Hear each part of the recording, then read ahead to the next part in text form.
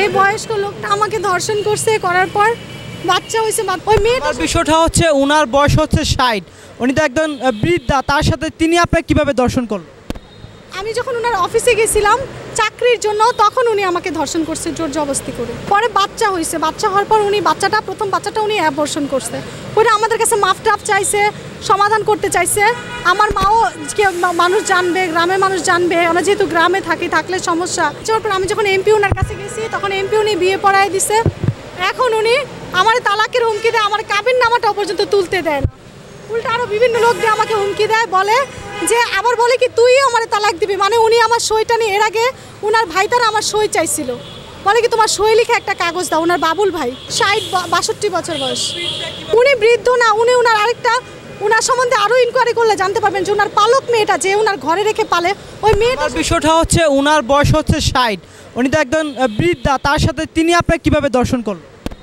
আমি যখন ওনার অফিসে গেছিলাম চাকরির জন্য, তখন উনি আমাকে ধর্ষণ করছে জোর জবরদস্তি করে। পরে বাচ্চা হয়েছে, বাচ্চা হওয়ার পর উনি প্রথম বাচ্চাটা উনি অ্যাবর্শন করছে। ওটা আমাদের কাছে মাফ টাফ চাইছে, সমাধান করতে চাইছে। আমার মাও মানুষ জানবে, গ্রামের মানুষ জানবে, আমরা যেহেতু গ্রামে থাকলে সমস্যা।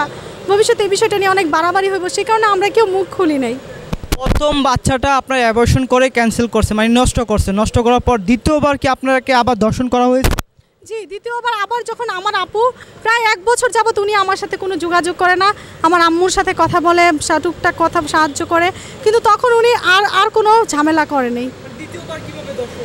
দ্বিতীয়বার আমাদের বাসাতে যখন আমার আপু মহাখালী হসপিটাল ছিল, আলিফকে নিয়ে আমি আর আমার আপু থাকি, আমার আপুর ছোট বাচ্চাটা থাকে, তখন আমি বাসায় ছিলাম, আমার আপু ছিল। তখন আমার আপু বলতেছিল যে তাড়াতাড়ি জিনিসপত্র নিয়ে আসার জন্য।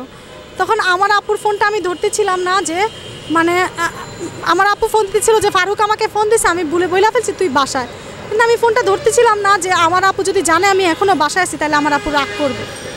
পরে উনি বাসায় কলিং বেল চাপছে, আমি ভাবছি আমার আপু আসছে, দুলাভাই কেউ আসছে। আমি দরজা খুলছি, খোলার পর দেখি উনি বলতেছেন যে কি যেন মল্লিকা বললো তুমি বাসায় আসো একা। আমি জাস্ট মল্লিকা বললো আলিফের খুব অবস্থা খারাপ, তুমি কি এখনও মহাখালী মেডিকেল যাবো, আমি তোমার সাথে একটু কথা বলতে আসছি। এই সমস্ত কথা বলতে পরে আমি বলছি যে আমি এখন চলে যাবো, বললে আমি আমার রুমে গেছি। তখনই আমি জামা কাপড় গুছাবো, ওনারে বলতেছি চলে যাওয়ার জন্য। আমি ভাবছি যে আমি দরজা খুলে রাখছি, উনি চলে যাবে। আমি ওই পাশে চলে গেছি, তখনই উনি ওই পাশে রুমে গিয়ে আমার সাথে আবারও জোর জবরদস্তি করে এই বাচ্চাটা আসে। তখন কি আপনি কোনো আইনি ব্যবস্থা নিয়েছেন কিনা, বা কোনো থানায় মামলা বা জিডি করেছেন কিনা যে ধর্ষণের অভিযোগের পরিপ্রেক্ষিতে? শুনেন, এই যে এখন যে আমি এমপি ওনার কাছে গেছি, বা আমি এখন সব জায়গাতে যাচ্ছি, তবুও উনি আমাকে বিভিন্নভাবে ভয় দেখাচ্ছে। আর যখন এমপি ওনার কাছে যাই নাই, তখন উনি আমাকে আরও অনেক বেশি ভয় দেখাইছে। যে আমি বলছি যে আমি প্রেস ক্লাবে যাব, সাংবাদিক সম্মেলন করবো, বলছে পুলিশ দিয়ে তোকে ধরায় নিব। আচ্ছা, একটা বিষয় যে আক্তার ফারুক, তার সাথে আপনার পরিচয়টা কিভাবে হয়? বললাম মাজারে, মিরপুর শাহালি মাজারে গান করতে গেছিলাম, সেখানে পরিচয় হয়েছে। আমি গান করতে গেছিলাম সেখানে, সেদিন প্রথমে আমি গান গাইতে গেছি। আমার মায়ের নাম্বার নিয়েছিল উনি, আমার তখন ফোন ছিল না, আমার মায়ের ফোনেই কথাবার্তা বলতো। আমি চাচ্ছি যেহেতু উনি আমার একটা সন্তান আছে, উনি যদি ওনার পালক মেয়েকে পালতে পারে, তাহলে ওনার উড়োজাত সন্তানকে উনি কেন দেখতে পারবে না? উনি আমাকে আমার সন্তানকে বাসা ভাড়া দিয়ে দিবে, বাসা ভাড়া নিয়ে রাখবে, নিজের দায়িত্বে রাখবে। উনি বলে কি তুই যদি বাসা ভাড়া নেস, কেউ যদি তোর ক্ষতিও করে, এতে আমি কিছু জানি না। তার মানে কি ক্ষতিটা উনি করতে চায়। দেখেন, আমার আপু সবসময় বলে যে এখন বাসার থেকে চলে যা, তুই বোন এবার চলে যা। এখন আমার তো বাবাও নাই, ভাই নেই, আমি কোথাও যাবো? আমি যে ছোট বাচ্চাটাকে রেখে কোনো কিছু করব, এটাও তো সম্ভব না। বাচ্চাটা যে আমাকে রেখে কিছু করবে, এটাও তো সম্ভব না। এখন আমি চাচ্ছি যে উনি আমার দায়িত্বটা, আমার বাচ্চার দায়িত্বটা পালন করুক, কারণ উনি আমার জীবনটা নষ্ট করছে। আমার এখন কোথাও ভালো জায়গায় বিয়েও হবে না।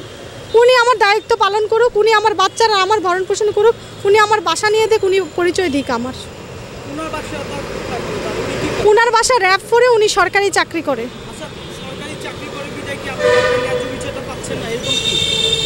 দেখেন, উনি নেতা মানুষ, উনার আরও অনেক ক্ষমতা আছে। ওনার এলাকাতে আমি ঢুকতেই পারতেছি না, ওনার কিছু লোকের জন্য, যে আমি ওনার কাছে গিয়ে বলবো আমার অধিকারটা আপনি দেন। কিছু লোক রাস্তা থেকে আমার সাথে সমস্যা করে, কিছু লোক এমন কিছু লোক ফিটিং করে রাখছে, আমাকে রাস্তায় দেখলেই তারা সমস্যা করে, আমাকে বিভিন্ন ভাষায় গালিগালাজ করে। সেই বাধা দেওয়ার চেষ্টা করছি, আমার আপুকে জানাইছি, আমার মাকে জানাইছি, সবাই মিলে বসছে। আমার আপু বলছে যে আমি ধর্ষণ মামলা দিব, কিন্তু আমার মা, উনি বৃদ্ধ না, ওনার সম্বন্ধে আরও ইনকোয়ারি করলে জানতে পারবেন যে ওনার পালক মেয়েটা যে ওনার ঘরে রেখে পালে,